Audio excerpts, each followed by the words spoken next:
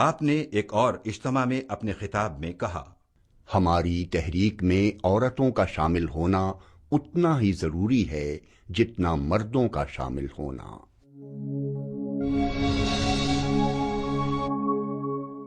قیام پاکستان کے بعد 1 مارچ 1948 کو حلقہ خواتین جماعت اسلامی پاکستان وجود میں لایا گیا۔ حمیدہ بیگم اس کی جنرل سیکریٹری یعنی قیمہ مقرر ہوئیں، اور پھر یہ کارواں آگے بڑھتا گیا۔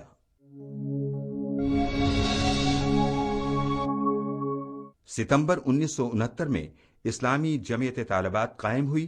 یہ تنظیم لڑکیوں کی اصلاح اور بیداری میں ایک اہم کردار ادا کر رہی ہے۔ مولانا مودودی نے اس کے 5ویں سالانہ اجتماع کے موقع پر اپنے پیغام میں کہا، میں اسلامی جمعیت طلباء کی بنسبت اسلامی جمعیت طالبات کے قیام کو اور بھی زیادہ اہمیت دیتا ہوں، اس لیے کہ قوم کے بگاڑ کی آخری حد وہ ہوتی ہے کہ جب اس قوم کی عورتیں بگڑ جائیں۔ مرد بگڑ جائیں اور عورتیں بگاڑ سے محفوظ رہیں تو ایک حد تک وہ قوم درست حالت میں رہتی ہے، لیکن اگر عورتیں بگڑ جائیں تو پھر اس قوم کی خیریت نہیں۔ 1969 میں جب یہ طالبات کا آغاز ہوا اور الحمدللہ مجھے جمعیت کی پہلی ناظم اعلیٰ منتخب کیا گیا، اور پھر ہم نے اپنی ٹیم کے ساتھ جمعیت کا جو کام کیا اور جمعیت کی دعوت کو دوسرے اداروں تک پہنچایا۔ مولانا مودودی نے خواتین کی فکری اصلاح پر خصوصی توجہ دی۔ اکتوبر 1954 میں خواتین کے ماہ نامے عفت کا اجرا ہوا۔ نومبر 1957 میں اسے ماہ نامہ بطول کی شکل دی گئی۔ اس کی اشاعت کو نصف صدی مکمل ہو گئی۔ بطول کی ایڈیٹر 28 سال میں نے ایڈیٹری کی بطول کی۔ حمیدہ بیگم مرحومہ اس کی پہلی ایڈیٹر تھیں، انہوں نے مجھے اپنے ساتھ لگایا اور انہی کی زیر تربیت میں رہی۔ اور اصل بات یہ تھی کہ اس رسالے کے ذریعے ہم اسلام اور مولانا کی جو فکر وہی ہے جو اسلام کی فکر ہے، اسی کو اجاگر کرنا تھا اور خواتین تک پہنچانا تھا۔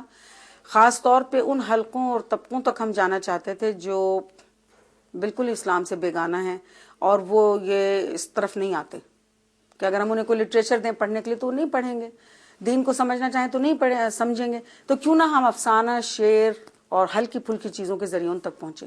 اور لڑکیوں کی بھی تربیت کرنی تھی اس میں ہمیں۔ بطول وہ رسالہ ہے کہ اب پاکستان میں تو شاید کوئی ایسا نظام نہیں ہے کہ کسی ریکارڈ بک میں اس کا اندراج ہو سکے، لیکن آج ریکارڈ کی درستگی کے لیے میں یہ بتاتی چلوں کہ بطول وہ میگزین ہے جو خواتین کے رسالوں میں پاکستان کا قدیم ترین میگزین ہے، اور یہ 50 سال سے بغیر کسی تعطل کے جاری و ساری ہے۔ اس کے علاوہ نومبر 1970 میں ایک اور ماہ نامہ الحسنات جاری کیا گیا۔ بچوں کے ماہ نامے نور کا آغاز 1965 میں ہوا۔ ان رسالوں نے بچیوں اور خواتین کی تربیت پر گہرے اثرات مرتب کیے۔ یہ رسالے بہت سے گھروں کے آنگن کو منور کر رہے ہیں۔ مولانا مودودی نے اسلامی تعلیمات کو انتہائی سہل انداز میں پیش کیا۔ ان کی علمیت میں کسی کو کلام نہیں، وہ صرف ایک عالم ہی نہیں، ایک مورخ بھی تھے۔ انہوں نے اپنے مدلل انداز سے ایک جہاں پر گہرے اثرات مرتب کیے۔ مولانا مودودی رحمۃ اللہ علیہ کی فکر جب پاکستان سے باہر پھیلی اور ہم خواتین ان کی اس فکر سے خود بھی متاثر تھے، اور باہر کی دنیا میں بھی جب دیکھا کہ ان کی لٹریچر سے، ان کی فکر سے متاثرہ جو تحریکیں تھیں اور اسلامک موومنٹس، ہم نے ان کے ساتھ جب رابطہ کیا تو بہت ساری اس طرح کی جگہوں پر ہم گئے کہ جہاں ہمیں لگا کہ ان کی فکر اور ان کی جو بصیرت والی آنکھ تھی اس نے بہت زیادہ لوگوں کو متاثر بھی کیا تھا، اور بہت سارے وہ چیلنجز جو ابھی دوسرے لوگ اس سے ابھی آشنا نہیں ہوئے تھے اور انہوں نے اس کا ادراک بھی کیا ہوا تھا اور اس کے حل کے لیے ہمیں تجاویز بھی دی تھی اور اس کے لیے مسائل کا حل بھی پیش کیا تھا، اور اس پورے خاکہ ان کے ذہن میں تھا۔ مولانا مودودی صاحب ہمارے عصر کی ایک بہت عظیم شخصیت ہے۔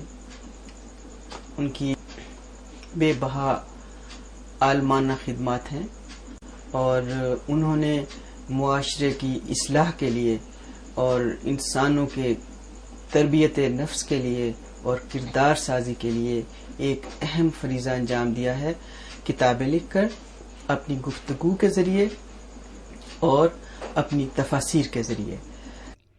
نبی کریم کا ارشاد ہے، قیامت کے روز بدترین حال اس شخص کا ہوگا جس نے دوسروں کی دنیا بنانے کی خاطر اپنی عاقبت خراب کر لی۔ لہذا آپ اپنے مردوں کی دنیا بنانے کی خاطر اپنی عاقبت خراب کرنے پر ہرگز آمادہ نہ ہوں۔ مولانا مودودی نے انتہائی دلنشیں انداز میں خواتین سے سوالات بھی کیے۔ لہذا ہم یہ سوال خود عورتوں کے سامنے پیش کرتے ہیں اور ان سے کہتے ہیں کہ اپنی راہ زندگی کا فیصلہ تم خود کرو اور اس امر کا لحاظ کیے بغیر کرو کہ تمہارے مردوں کا فیصلہ کیا ہے۔ اسلام چاہتی ہو تو پورے اسلام کو لینا ہوگا اور اپنی پوری زندگی پر اسے حکمراں بنانا ہوگا، کیونکہ اللہ تعالیٰ سورہ البقرہ آیت 208 میں صاف کہتا ہے، تم پورے کے پورے اسلام کے اندر آ جاؤ۔ مولانا مودودی کی تحریریں پڑھیے، یوں لگتا ہے کوئی شخص آپ سے ہم کلام ہے، ان کی باتیں دل میں اترتی چلی جاتی ہیں۔ مولانا مودودی نے خواتین کے لیے اسلامی تعلیمات کو 4 کاموں میں سمونے کی کوشش کی۔ آپ کا پہلا کام یہ ہے کہ اپنی زندگی کو اسلام کے سانچے میں ڈھالیں اور اپنے اندر سے جاہلیت کی ایک ایک چیز کو چن چن کر نکالیں۔ اپنے اندر یہ تمیز پیدا کریں کہ کیا چیزیں اسلام کی ہیں اور کیا چیزیں جاہلیت کی ہیں۔ آپ کا دوسرا کام یہ ہے کہ گھر کی فضا کو درست کریں۔ اس فضا میں پرانی جاہلیت کی جو رسمیں چلی آ رہی ہیں ان کو بھی نکال باہر کریں اور نئے زمانے کی جاہلیت کے جو اثرات انگریزی دور میں ہمارے گھروں میں داخل ہو گئے ہیں انہیں بھی خانہ بدر کریں۔ آپ کا تیسرا کام یہ ہے کہ اپنے بچوں کو اسلامی طرز پر تربیت دیں۔ ہماری نئی نسلیں اس لحاظ سے بڑی بدقسمت ہیں کہ گھروں کے اندر کبھی قرآن کی آواز ان کے کانوں میں نہیں پڑتی اور نہ وہ اپنی آنکھوں سے گھر کے لوگوں کو کبھی نماز پڑھتے ہوئے دیکھتے ہیں۔ خواتین اپنی گودوں اور اپنے گھروں کو مسلمان بنائیں تاکہ ان میں ایک مسلمان نسل پروان چڑھ سکے۔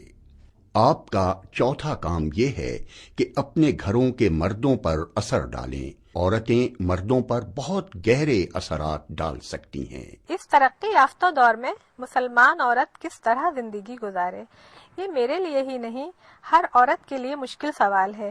کیا وہ مغربی عورتوں کی طرح آزاد ہو جائے یا پھر گھر میں قید ہو جائے؟ یہ ہر مسلم گھرانے کا مسئلہ ہے۔ مولانا مودودی کی سب سے بڑی خوبی یہ ہے کہ انہوں نے 2 انتہاؤں کے درمیان اعتدال کی راہ اپنائی ہے اور شریعت کے تقاضوں کو بھی ملحوظ رکھا ہے۔ اعتدال ہی اسلام کی راہ ہے، یہی اسلام کی روشن خیالی ہے۔ اسلامی حکومت کے متعلق عام طور پر یہ غلط فہمیاں پھیلائی جا رہی ہیں کہ اگر کہیں اسلامی حکومت قائم ہو گئی تو ایک بڑا تاریک دور ملک پر مسلط ہو جائے گا اور قوم کی ساری ترقی رک جائے گی۔ خصوصیت سے یہ چیز بھی کہی جاتی ہے کہ اسلامی نظام میں عورتوں کی پوزیشن گر جائے گی۔ مولانا مودودی نے اسلامی حکومت میں عورتوں کے مرتبے، ان کے افعال اور ان کی پوزیشن کی اپنے مخصوص دلائل سے بھرپور انداز سے وضاحت کی۔ آج کی جدید دور کے جو چیلنجز ہیں، چاہے وہ UN کا گلوبل ایجنڈا ہو، چاہے وہ دوسری آج کی مسلمان عورت کے ساتھ جو ٹیررزم کو جوڑا جا رہا ہے، جو فیمنسٹ موومنٹس چل رہی ہیں اور جو دور جدید میں جو حقوق نسواں کی تحریکیں چل رہی ہیں، ہم اس میں اپنا کردار ایک ادا کرتے ہوئے نظر آ رہے ہیں اور دوسرے لوگوں کی طرح شتر مرغ کی طرح آنکھیں بند نہیں کیے ہوئے، بلکہ میدان میں کھڑی ہیں اور ان ساری چیلنجز کا ہمیں ادراک بھی ہے اور ہم اس کو حل کرنے کے لیے میدان میں موجود بھی ہیں۔ اسلام موجودہ زمانے کی جمہوریت سے سینکڑوں برس پہلے عورتوں کے حق رائے دہی کو تسلیم کر چکا ہے۔ اسلامی حکومت میں ہر بالغ عورت کو ووٹ ڈالنے کا حق اسی طرح حاصل ہے جس طرح ہر بالغ مرد کو یہ حق حاصل